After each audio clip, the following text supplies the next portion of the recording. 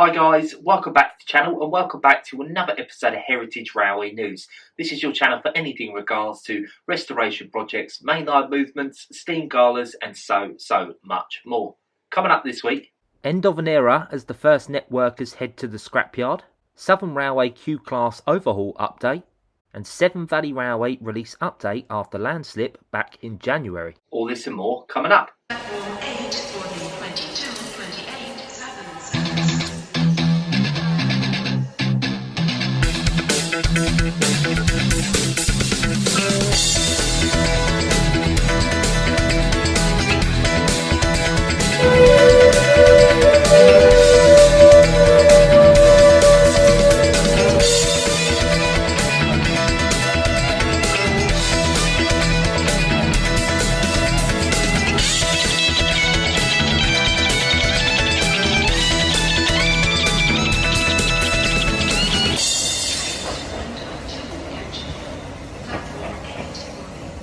Topic I want to talk about is all to do with the Southeastern networkers. Been a staple down here in the southeast for over 30 years, and finally 465 and the 466's time could be up very soon.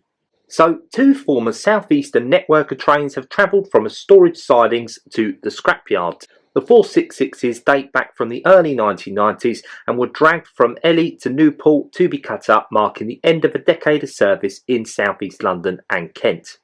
It's coming up to 4 years since the first were withdrawn from service and stored, and since then they have sat at Ely sidings near Cambridge, with one sold to another company in Great Yarmouth. Another has sat beside Doncaster station for some time. The Class 466 version of the networker was 2 coaches in length and often enabled 6 or 10 car trains. On occasion, 2 were in service together with the 4-car Class 465 variant. Stock began to be withdrawn as the Class 707s came over from the Southeastern Railway, and a total of 30 of those are now in service. Despite the arrival of 30 Class 707 City Beam trains and 36 Class 376 trains that arrived in the mid-2000s, the networkers remain the mainstay of the Metro fleet. Of 46 Class 466s, a total of 30 are still in service, and out of 147 Class 465s, a total of 121 are still in service. A tender was issued in November 2023 for a possible replacement, but no award has yet been made. Meanwhile, one has been painted back into its original Network Southeast livery and expected to be fully unveiled soon. So yeah, 30 466s and 121 465s still in service for Southeastern. When they're going to disappear, it's anyone's guess. Like they say, they put in a tender for a replacement in 2023. But nothing has been awarded as such yet, so only time will tell. I think they're still going to be on the line for quite a long time, but it's really nice to see one of those units get repainted in that retro livery that we all remember and love, and realistically wish it had never gone away. My prediction is, when that time does come, could that be the candidate for preservation when it comes down to it? I have a funny feeling as well, it's all gone quiet on Southeastern in regards to the Great Gathering. I have a funny feeling the repaintment of that might just give an inkling that it could appear at the Great Gathering. I'd like to see it up close in person eventually. But yeah, let me know in the comments what you think, when you realistically think the networkers will disappear from our rails. Now, the next topic I want to talk about is all to do with the Bluebell Railway, and they've recently released an update on the progress of the overhaul of 30541, the Q-Class locomotive run from the Southern Railway. So the Bluebell Railway have issued an update on the progress to the overhaul of Southern Railway Class 060 number 541, formerly British Railways number 30541. Since the last progress report was issued in December, a major milestone was reached last week when 4253 Locomotive Company, based at Rolvedon Locomotive Works in Kent, completed the construction of a new tender tank. The new tank includes parts that could be salvaged from 541's old tender, and after first snagging items have been cleared, the new tender tank will be transported to the Bluebell Railway at Sheffield Park later this month. At Sheffield Park, works is continuing on the tender's chassis, and the first coat of paint are being applied. A new pressing that was required to complete on the front of the drag box has been sourced, and section of 541's boiler cladding that are present at Sheffield Park are being cleaned and primed. Leaky finders in Devon have started fitting patch screws to the lap joints between a new outer wrapper and the existing back head of the firebox. New stay holes have also been re-aimed and deburred in preparation for them to be tapped. The new stays are being manufactured by Leaky finders and are being fitted as necessary along the new platework.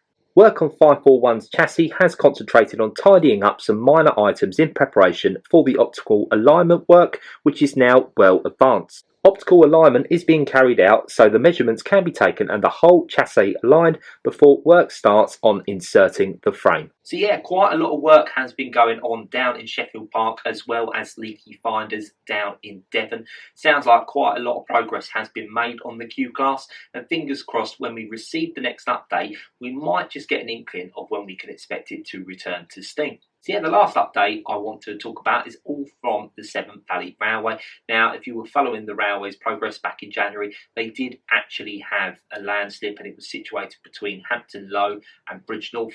Well, they have released an update in regards to when they can get the works repaired. So the Severn Valley Railway have released an update on works with experts following the significant landslip between Hampton Low and Bridgnorth. Experts met with the Severn Valley Railway consulting engineer yesterday to review data gathered from borehole and topographical tests. The repair possibilities have now been narrowed down to a couple of solutions, but there is still work to be done before a final route is decided. There are extra complications at the site due to National Grid power lines being near to the slip site.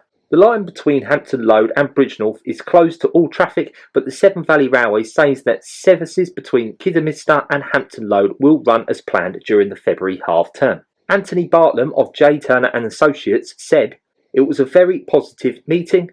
The good news is that we've narrowed down the possibilities to a couple of potential solutions. However, there are some further works to be done before the project team finalises the route we'll take, and that's when we'll be able to understand more about the timescale and costs." The Severn Valley Railway's head of infrastructure, Chris Bond, added, "This really isn't a thing we can rush. It's important to bear in mind that there are extra complications involved with particular problems. As well as choosing the best repair option, we'll have to liaise with external agencies and third parties such as landowners and National Grid, whose power lines are very close to the slip site. The reality is that there is a lot of preparational work to be done before any spades are on the ground. We are determined to deliver a safe, long-lasting and cost-effective repair as quickly as circumstances allow so we can open up the northernmost section of the line. Getting the full line back in operation is of course a huge priority for us, and in civil engineering terms we're making great progress. We are so grateful for the incredible public response to the incident. Donations are arriving every day, and in the couple of weeks since the news broke we've raised more than £75,000 towards the cost of repairing the landslip. Thank you to every single one of the 1,427 people who have so far donated." So yeah, it's great news that the Severn Valley Railway can still operate, and like I say, they will be operating from Kidderminster to Hampton Low, and £75,000. That's a monumental achievement. So well done to everyone that donated to the railway to hopefully get the works repaired so they can obviously run and do the whole extent of the line. It's probably very crucial for them. You know, a lot of people probably might be put off a little bit to visit the Severn Valley Railway if you can't go down the whole of the line, and they might be holding off their visit for it. It's going to put obviously in jeopardy events like steam galas and diesel galas or whatever they've got planned for an events calendar. So really thumbs up to everyone that's donated, and it's really going to help them get on track to get the landslip filled in time. And yeah, that's been this week's Heritage Railway News. I really hope you've enjoyed that. If you have, please consider giving us a like, comment down below and subscribe. Let me know down in the comments or give me a personal email. You can find that in the channel's information. If you think there's something I should include as of next week, you can obviously support the channel with links down below in the description. If you do want to support, it helps me make these videos every week. Other than that, really hope you've enjoyed it, and I'll see you in the next one. See you guys.